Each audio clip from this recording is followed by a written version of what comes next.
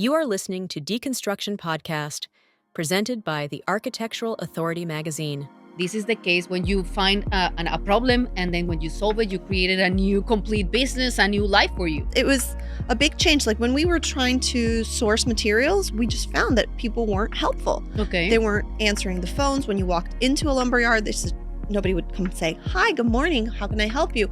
They wouldn't teach you. They assumed that you knew everything.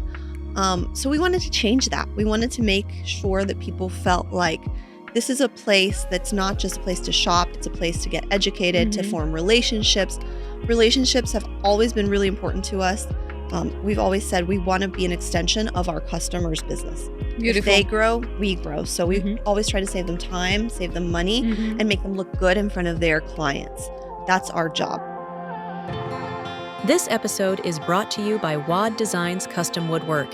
From design and build to installation, WAD Designs handles every detail in-house, ensuring a seamless, high-quality experience. WAD Designs, designed with heart, built with purpose.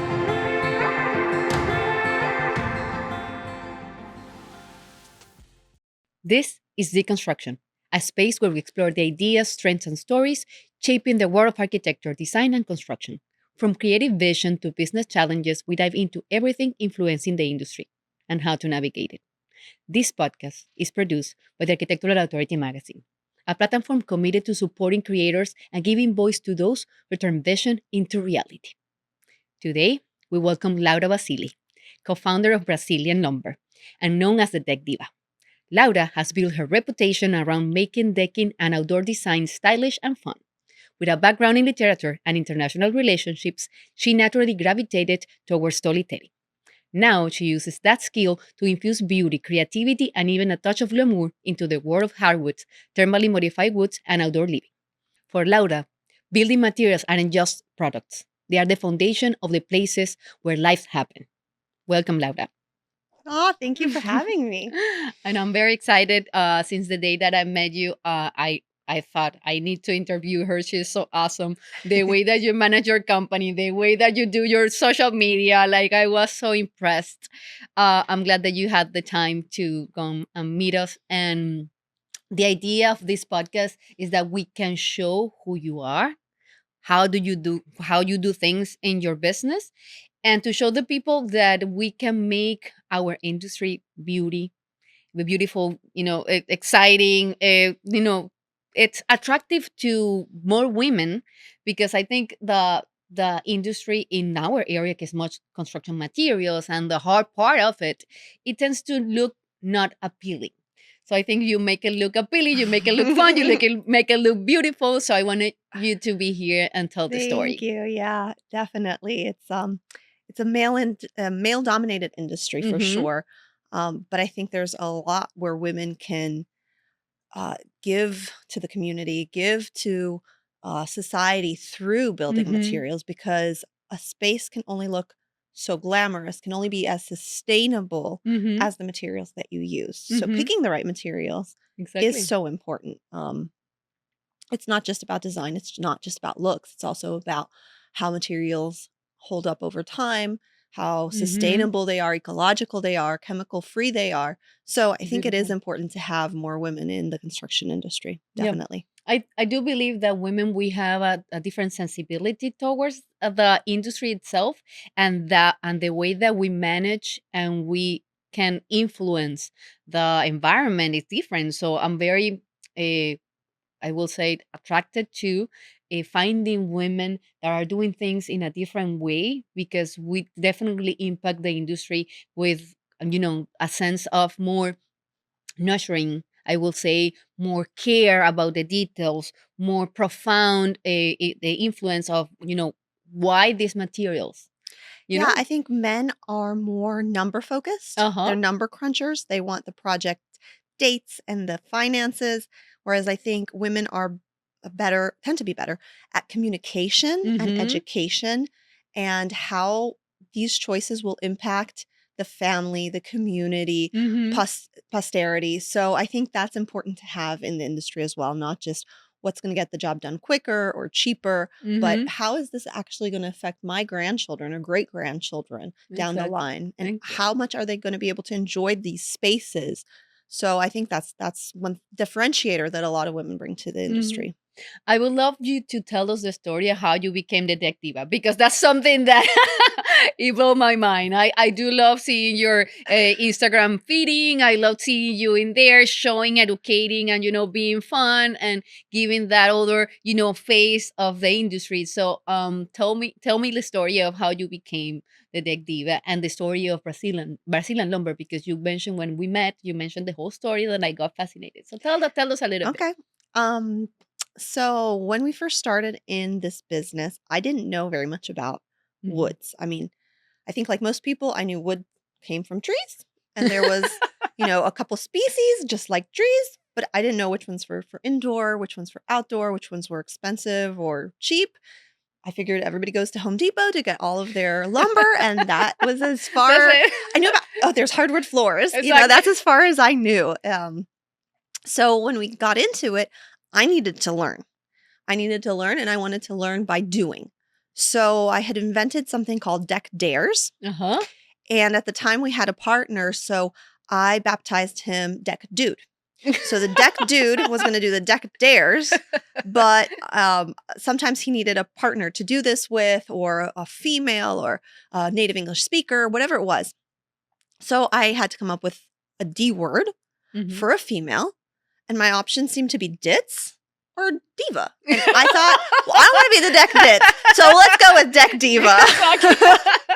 Perfect. So that's how Deck Diva started, just by experimenting around with wood, what kind of done. My first video, you can look back on YouTube, it's about 10 years old. I look like a Wow. baby. And it was throwing a piece of ipe into a pool and saying like, hey guys, what do you think is going to happen to ipe? Oh, it sinks. So that was the start of Deck Diva. And then with the company, we started out with a remodeling project. Mhm. In that remodeling project, we've met someone who had an installation business for crown moldings and some interior flooring. Mhm. And they asked, hey, would you want to do estimates in the northern part of the Tri-County area? And we said, yeah, sure. And in those estimates, there was a set of stairs. It was a set of spiral stairs Mhm. in Jatoba. The stairs were originally carpet, but the homeowner wanted to match the Jatoba interior flooring with the Okay. stairs. So we estimated it out based on other projects we'd done where they'd been linear, rectangle stairs. Well, it turns out spiral staircases are a whole different ballgame. Exactly, like a different And set. we had totally underestimated the cost of that. So we said, okay, so we're not going to be able to save on labor because labor costs are what they are. And these need to be manufactured here. Where we Mhm. can save and hopefully not lose as much is with the materials. So that's when we imported our first container. Wow. And then we had to sell the rest of the The container. fair experience, exactly. And then we said, well, if we aren't finding materials at a reasonable price, then Mhm. other people aren't either. Why aren't they finding it Exactly. at a reasonable price? Because there's so many middlemen. There's the guy that imports, the broker, then the reseller, then the Just this. stumble into a niche, Yes. into a business opportunity. Yeah, absolutely. Because there's so many people handling the Mhm. wood from point A to point B that everybody has to put their markup on the price. Exactly. And So they make it we're like, not accessible. not accessible. So we're like, well, if we're direct importers, we can sell and cut out all the middlemen. So that's how Beautiful. the business started. Yeah. Beautiful. And the idea of having the opportunity to grow when a challenge happened is something that I found, beautiful of the story of people that is successful, because sometimes you have issues and that you don't have like a perfect way of finding a solution but when you do, you created something completely new. So this is the case when you find a problem, and then when you solve it, you created a new complete business, a new life for you. Well, yeah. And most lumber industries, most lumber yards are fourth, fifth generation. They've been around since, 1880s. So they have a set way of doing things, a set of people that they buy from, a set of people that they will sell and not sell to. And I will say what we found was that it wasn't very friendly industry. It was Mhm. walk in, go pick out your wood, get your truck, go. And so we came in doing it completely differently because we weren't product focused, we were customer service focused. Okay, tell us that. So Tell us it the story. was, yeah, it was a big change. Like when we were trying to source materials, we just found that people weren't helpful. Okay. They weren't answering the phones when you walked into a lumber yard. Nobody would come say, "Hi, good morning. How can I help you?" They wouldn't teach you. They assumed that you knew everything. So we wanted to change that. We wanted to make sure that people felt like this is a place that's not just a place to shop. It's a place to get educated, to Mhm. form relationships. Relationships have always been really important to us. We've always said we want to be an extension of our customers' business. If they Beautiful. grow, we grow. So we Mhm. always try to save them time, save them money, Mhm. and make them look good in front of their clients. That's our job, not just to have lumber in a lumber yard and have people come pick it up. Mhm. Tell me a little bit of how you created. What's the culture, the cultural business of Brazilian lumber? Mentioning customer service, all of that, because you have something that is very different from the market. And then I understand that the other competitors, they didn't have much competition before. But when Yeah. you jump into the business, then They you changed create their models. Yeah. exactly. So what is your model? What's the way that you envision the culture of the company? What you try to put out there?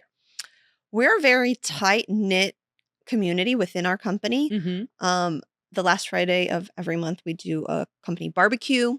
Oh. One year, we did cultural potlucks. So one employee would provide the meal, and it was Peruvian themed or Italian Oh. themed or whatever the theme was. And so we've always tried to do that, like eat lunch together at least one time a month. Mm-hmm. We always celebrate everybody's birthdays or baby showers, so it really feels like a community within the company.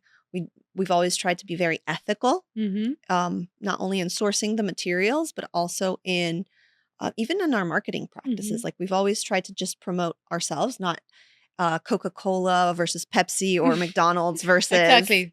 like that kind Yep. of rivalry. We've just always tried to, say, this is what we have, this is what we offer, and do it in an ethical and positive, uplifting, educational way. Yeah, let the client decide if they want to work with a company that is not helpful or provide the support, education, and the guarantee. Because sometimes when me as a contractor, I find a lot of companies providers that they sell you the material and they disappear. So they don't care Mm. about the end product. They don't care about how you did. They don't care about maintenance, the final the long term relationship with you. And I think you as you told me the story about the creation of these spaces where the contractors can learn, when you guys find the people to create educational programs for them, and also giving them the tools that they need in order for their business to succeed, because you have a beautiful showroom that has everything you name it, and then a huge warehouse, so you have stock, and then you have everything that they can take their clients and show them these are all the opportunities, all the materials that you have. So Yeah, and we're a national company, right? So we have locations in New Jersey, in California. mhm, So it's not just Miami. I mean, the exactly. flagship is Right. Miami, but still we are all over the United States. We have grown a lot. And, that means that if an architect has projects not only in Miami, but also in New York or also Mhm. in LA, they can still count on us no matter where they are in the country or even internationally. We do a lot of exporting to the Caribbean. Mhm. So, we tend to be a hub for people, not just in the US, but also outside of the US. Laura, explain us a little bit for all the audience that doesn't know specifically what a Brazilian lumber can do. All of the things that you provide and the overall umbrella that you cover. Okay. So we specialize in outdoor building materials. Mm-hmm. Our bread and butter is tropical hardwoods. So Mm-hmm. that's ipe, kumaru, jatoba, garapa, tigerwood, and now iroko. Those are tropical woods that come from rainforest Mm-hmm. climates. So they're very dense and they really do well in humid, hot. Miami weather. Yes. I mean, if you think about it, Miami gets like something like 64,700 Olympic-sized pools worth of rain per year. So you have to have materials that are going to withstand that, right? Yes. So that was how we started, was the tropical hardwoods. Now we also have thermally modified Mm-hmm. woods. which are woods that have been put into kilns, heat dried at certain temperature. We have a vacuum system that's a patented system. Ours is from Italy. I'm Italian. And, the wood becomes a lot lighter because the water has been taken out, exactly. which makes it easier to install, which makes it less Especially likely for to ceilings, cup. right? Yeah, Because it's absolutely. So it's not cupping, it's not lightweight. moving, it's not bending like a natural wood product always Mhm. does. And then we also have the alternatives. So we have all the big brands of composites and PVCs. And we also have artificial turf. We have live edge slabs. Pretty much anything you want for Your outdoor outdoor work. building. And that's the thing. We've never tried to push a single product, but more like give options to clients and tell them, I really think this would be ideal for a ceiling because Mhm. it's lightweight, it's easy to install, you're going to save time on installation costs or whatever it is. Or, this type of wood is not going to hold up so well next Mhm. to the seawater. I would recommend the other, and try to explain with facts why. Mhm. Mhm. But then at the end of the day, it's obviously the client's choice. It's beautiful how you build up starting from wood to grow to all of the materials, I guess, following the client's needs. They ask you, okay, Laura, what can I do for this, for that? And then you start creating and bringing new materials that were fitted for specific conditions because Miami, not only the rain, is the sun. So the The sun also wind. damages the wind, the hurricane. So the materials on the outdoors had to withstand really harsh conditions in Miami. Yeah. So if they are successful here, they are successful everywhere, right? Well, there's something called the Florida test. Mm-hmm. So Yes. when you have oils or sealers for wood, they actually have to get tested here in Miami. Because They have to be left out 3 months, 6 months, a year, depending on which of the levels of the Florida test that you're certifying your oil or your, coating. coding. Mm-hmm. But it is called the Florida test because this is where they The come to hard. test for the entire world. Exactly, because it's the hardest condition. So the explain us a little bit what is the recommended wood, natural wood, tropical wood for Florida? Like if somebody asks you, okay, what would you recommend for the condition of a deck in Miami?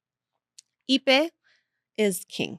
Ipe has also been called ironwood. Mm-hmm. It's really dense. It's got a Janka hardness of 3,600. The Janka hardness is basically how much pressure is needed to get a bullet into the wood. So the softer the wood, Mm-hmm. the less pressure you need. So if we're talking about a domestic wood like a pine, it would be about 300, 400 Oh, versus the 3,600 wow, of completely Ipe. other level. Completely different product.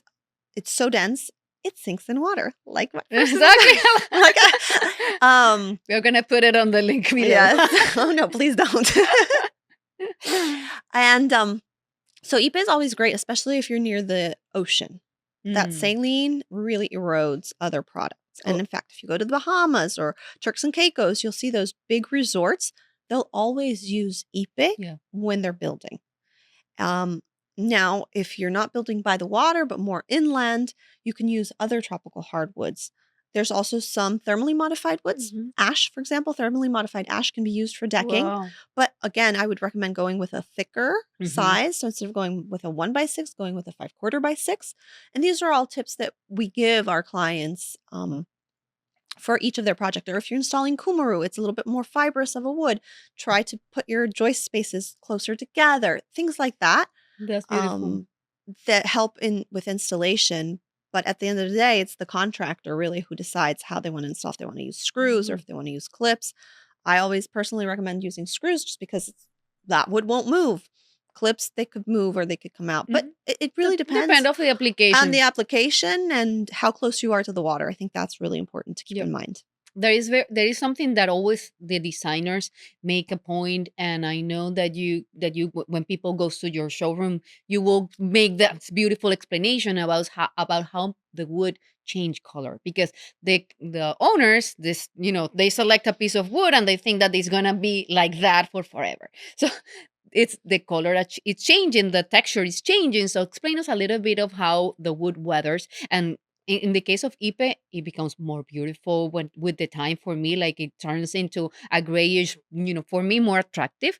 But the majority of the clients, they seem not to know because part of the education that you guys are doing towards, the way that you manage your company, that they know what they are buying. Exactly. So what I found is sometimes designers or homeowners base their choices on the color of Mm-hmm. wood, not necessarily on how well that particular species is going to perform Mm-hmm. on a deck or on a Their ceiling. conditions, exactly. Exactly. So let's start with that. Buying wood based on color isn't necessarily the smartest choice, Mm-hmm. but I understand color is important.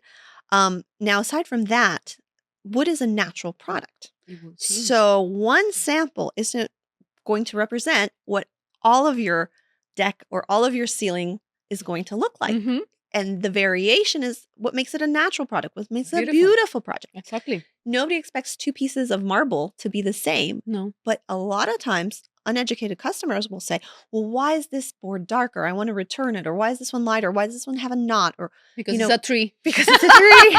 Exactly. And it's actually really interesting, depending on which part of or which country the wood comes from, it'll change the color because the soil conditions are different. Exactly. The weather conditions are different, and that will change the color of the wood. Mm-hmm. Right. So that is one thing to keep in mind. The other is anything you expose to the sun is going to get bleached out because of the UV raises. Mm-hmm. So if you leave your product out in the sun and you don't put any kind of UV protectant sealer Mm-hmm. or coating on it, it will bleach out the color to a gray or silver patina. It depends on the type of wood too. Yes, some darken, but ipe, kumaru, they all become this silver color. It's beautiful. Mm-hmm. In fact, most commercial properties let the wood weather. And Because so they want that you've look. seen it. Yeah, Mhm. absolutely. If you go down any boardwalk, if you walk down any boardwalk by the beach or a lot of hotel decks, you'll see that gray color. And that is beautiful. And it doesn't splinter. Mm-mm. It doesn't rot. It's still safe to walk on. It's just the color has changed. But the designers were involved in that decision because sometimes the clients they Yeah. don't know. Exactly. So that's the thing. If you don't want that to happen, then all it requires is a little maintenance. Mm-hmm. As long as you are oiling or sealing the wood with a UV protectant material, you're going to be okay. If it discolors or fades a little bit and you want to get it more to a richer color, you just have to sand it Mm-hmm. and then again put on the UV protectant oil. What I found is in Miami, and I've only found this in Miami, it's a status symbol to keep your wood color. Because especially with multi-million-dollar houses that are maybe 2-3 stories high, Exactly. that require you to get scaffolding to apply those and have a maintenance person. Exactly. It's a status symbol. It's saying, I have something nobody else has. I have ipe on my wall, and I can afford to buy the ipe and do the maintenance on it all year long. Exactly. And it's funny how Status Miami's culture sometimes influences the materials that people buy. Mm-hmm. Yes, totally. In the case of Miami, I think you just answered that to me. The product that they must buy is EAP, right? So, what other products do you think is trendy in Miami now? Like, tell me a little bit of what you are seeing in the market as of this year to 2025. So I think composites and PVCs are becoming ever more popular Mm-hmm. because people don't want to maintain. They want the look, but they Not don't the want, maintenance, exactly, but they or the don't want cost the of the maintenance, maintenance. right? So I do see a big rise in composites and in PVCs. We've also seen a huge trend towards golden colors. So all of a sudden, garapa has become more popular because it's a golden color, a yellowish color. Yeah. The same with ayus. Ayus, nobody was talking about ayus 2-3 years ago, and now a lot of people are using it for their ceilings or for their wall projects. Wow. It can't be used for decking. It should never be used for decking, but for any kind of wall or Cladding. especially, any kind of cladding project, ayus is beautiful and it doesn't have knots, which a lot of people in Miami don't like. People don't like that rustic look of pine. That gives them that feeling of log cabin, and they don't want that. They want sleek, modern. So I have seen a rise in the use of garapa and of ayus, which is a thermally modified product. And now that we've brought iroko to the market, a lot of people are starting to be really interested in iroko. You should have bring some samples. I know. I didn't think about bringing one. I'll have to send you a package with all the different woods. But yeah, so I've seen everyone going less to the darker brown, rich colors to more lighter yellow, golden colors. But without knots. People don't want knots in their wood. What are the benefits of wood in terms of, that now everything is wellness, right? Biophilic. Biophilic. Everybody wants to be in harmony with the environment. So, can you tell us a little bit of if you have that information, the benefits of natural wood in spaces for the customers in general? Well, with tropical hardwoods, they're chemical free. Mm, They're so naturally resistant that they don't require any kind of chemical treatment in order to maintain their integrity over time. So beautiful. when you have pressure treated wood or um, other products, for They're example, chemical. there's chemicals that the Mm-hmm. pressure is not just pressure, it's Yes. pressure and chemicals being put into the wood, especially marine grade. So Mm-hmm. when you see wood and you see that green color on it, Uh huh. have you ever wondered what that green Yes. color is? Those are chemicals in Yeah, the for the decks wood and for the docks, for for the the posts for docks. For docks that you yes, the see that green. pilings. Yes, the The piles. pilings, yep. And that's all chemicals that's going into our water, right? I mean, it's been Mm-hmm. tested and I'm sure but I personally prefer something that's absolutely not chemically Beautiful. toxic. So that's important. And the same with thermally modified woods. They're only modified through heat in a vacuum system. So they aren't being infused with chemicals Mm-hmm. in order to maintain their integrity. So I think that is a great option, especially if you're going to, I mean, you won't get splinters from eBay or from thermally modified woods, but anytime that you have barefoot contact with a product, having it be chemical free Mm-hmm. and coming from nature is ideal, right? Yeah, and coherent because everybody, for example, if you are doing a project for your house, for your backyard, and it's for your family, you want to have products that add value to the space where your family is living. No, you don't want your kid walking in a surface that might have chemicals that can, poison him. It's something Absolutely. that. And sometimes we found out much later that uh, a product has chemicals or that the levels weren't right. And then you can't go backwards in time and change Mm-hmm. that. Mm-hmm. So I think it's best to start out with something that isn't even a possibility. Plus, wood is not as heat conducive. So, especially for outdoor spaces, you want something that's not going to get too hot and maybe burn you when you walk on it barefoot, Exactly. or that you have to hose it down every time you're going to use it to cool it off. So those are things that are important also, not just as far as the chemical, but also the experience. The Mm-hmm. user experience of real wood is different than a plastic or a metal. I Definitely. love the fact that you have so much knowledge and you can educate people because one of the as a contractor I have found many projects with issues with designers that they specify products that they are not you know clearly understood. For example, the dark stones in pool decks in Florida, they burn your feet.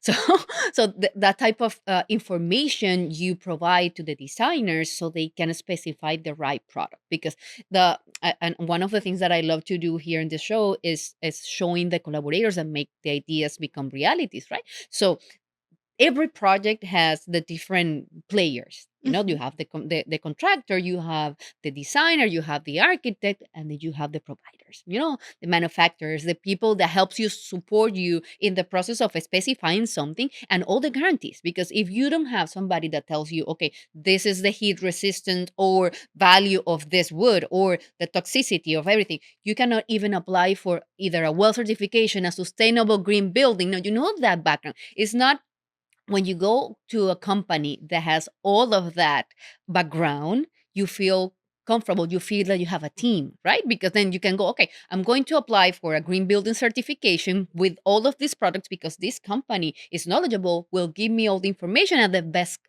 advice. Yeah. And so, we try to also give some installation advice. So, for Hmm. example, a common mistake that I've seen here in Miami is people don't want to build out, they want a ground level deck, Hmm. but they don't want to dig down deep enough to have space underneath the deck for the For the. deck to breathe. Hmm. It becomes a sauna. If you only dig out 6 inches for the framing, not only will you not have enough space for water to run Hmm. off when it's raining, Hmm. but you also will create the conditions for that wood to cup or to crack because the temperature underneath the deck can be up to 15 degrees or 20 degrees Wow. different from what it is outside of the deck. Important. It's like the difference between the outside of your car and the inside of your car. Hmm. Everybody can relate to that. So I try to use practical examples like that one to make people understand Beautiful. you really need to dig down deeper so that your deck has enough space, especially for a ground level deck, or use deck tiles. Deck tiles is another option that you can use. It's going to be less permanent. It's a semi-permanent solution. Basically, they're tiles that are made out of wood, and they look like decks, and you just connect them with deck connectors. And then those are also great if you're in an apartment, which we have more and more high rises here. Balconies, you can then, if you're renting, pick those up and bring them to your next apartment. So Exactly. we do try to also give advice on how to best install a product or which size is going to hold up the best. So Beautiful. In your showroom, in each of the locations, do you have a team out of advisors, meaning designers? Explain me a little bit of the process of making a business with you. So we don't have designers per se. We do have a sales representative who loves design. So she tends to take care of people who might need ideas. We also provide a lot of ideas through our Pinterest or through our Instagram. We try to inspire people and show them different ways to use the products, right? But mostly you come and you get a tour and we present all the different options. And then we also had an engineer on staff so they could read takeoffs and give you a list of materials that you needed and, provide different services that aren't just here, come pick up your material. It's okay, let me help you with inspiration. Let me show you how this looks and let me help you with your takeoffs, which is very important, even for contractors. Yes, Laura, when you have a project like, for example, this is in a building and you need to do a facade and you need engineering for that type of projects, you have a staff that can provide the engineering for that project, or you have to go with your shop drawings from another engineer. Shop drawings from another engineer. So each project tends to be unique. And with wood being a natural product, it's not something that you need calculations. Yeah. Yeah. For each size, right? It's not like a one size fits all. So, but we do provide, recommendations for who can get those shop drawings for you and who can do them. And so we know who we've worked with in the past who've worked out well. So we give those recommendations. Absolutely. Excellent. So another question, when I visit your showroom, I saw trellises, I saw fences. So tell me everything that you can provide. Like, mention it, because there is people that is listening to us that they don't know what you guys can do. So so you can do decks, boardwalks, anything that's on the floor outdoors, right? And then you can also do walls. So interior walls or exterior walls. You can do different designs. You can do ceilings as well. So your soffits, you can do all of that. Tongue and groove, or you can even do 2x2s with space between them and make it look rain screen. Beautiful. You can do pergolas. We have trellises. We have different kinds, different measurements. We have 8x8s and 6x6s. So you can use those as posts for your pergola. And then we also have everything for fencing, whether you want aluminum and composite fencing or if you want to build them out of tropical hardwoods. We have both options. Live edge slabs. We have live edge slabs. So when you want to do interior or exterior projects with those, I've seen people do mirrors. I've seen them become shelves. I've seen them do countertops for bars at commercial restaurants. So I've seen the live edge slabs really can become anything. Yeah, that's the type of wood that it's only when you shave the tree, right? And it looks so natural on the sides. Is that because it looks like a piece of the tree, right? So it's not been molded to a certain size. Like whatever the tree size was, that's the size of the slab you get. I love it because you see it like in tables, you see it a lot in restaurants. Yeah. I love that. Okay, so now it's basically we have covered the majority of the information that I wanted to cover with you, but I want you to tell me, how do you see the business in the wood industry in Miami going forward? Well, I think we're going to bring in more and more products every time because there's always new laws coming out, new restrictions, new codes. So we always want to have something innovative for people. Innovative not just in the material, but also in the installation system. We were the first one. Actually, I think we're still the only ones here who have something called Grad Concepts, which is a clip system. It's aluminum rails with clips on them. We have the milling machines for that. So we always get more and more milling machines. We're growing that way. People have more profiles that they can choose from. And then just growing as far as Geography, yeah. geographically Yeah. inside the United States and outside of the United States as well. So I think it's just a matter of growth through products that the market wants Mhm. and maybe introducing new products that the market didn't know it wanted, Yeah. but can really use. I do foresee the wood industry growing because of this whole wellness industry, because wood is so noble. It's a product that it's just beautiful. It makes you feel home. It's so flexible in terms of uses and applications, and is healthy. It provides you that And it's not cookie cutter. So with a lot of unique. synthetic products, they're only made to certain sizes. Mm-hmm. With wood, you still preserve that human craftsmanship Mm-hmm. that you can turn that piece of wood into anything and become more creative. And it also has all those health benefits, right? So think of a sauna. What is a sauna made out of? Have you ever been in a plastic sauna or a metal No, sauna? No, never. right? It's always a wooden sauna because of the health properties that wood brings with it. So Totally. I think, yeah, I think different species of wood are going to come to the market, and different colors come and go, and so you bring in different species, but I think wood as a whole is definitely here to stay. I mean, it's one of the most ancient products, right? Yeah, totally, totally. Laura, tell us a little bit of where they can find you, because we're wrapping up the show, and tell us where they can find you, contact, the Instagram, everything. So it's the Real Deck Diva on Mm-hmm. Instagram as well as TikTok. Mm-hmm. You can find me at Brazilian Lumber's Mm-hmm. YouTube channel. Um, I think I'm on Pinterest as well through the Brazilian Lumber channel, and LinkedIn as Mm-hmm. Laura Basili on LinkedIn. And other than that, you can find me at the beach or at a restaurant. Thank you for your time. Thank you for the space. Oh, no, thank you for inviting me. You have the most beautiful podcast station I've ever been to. So, and what I love about you and your content is how much you are trying to change the culture to something more sustainable, to more ethical, to bringing everyone together and building everyone up.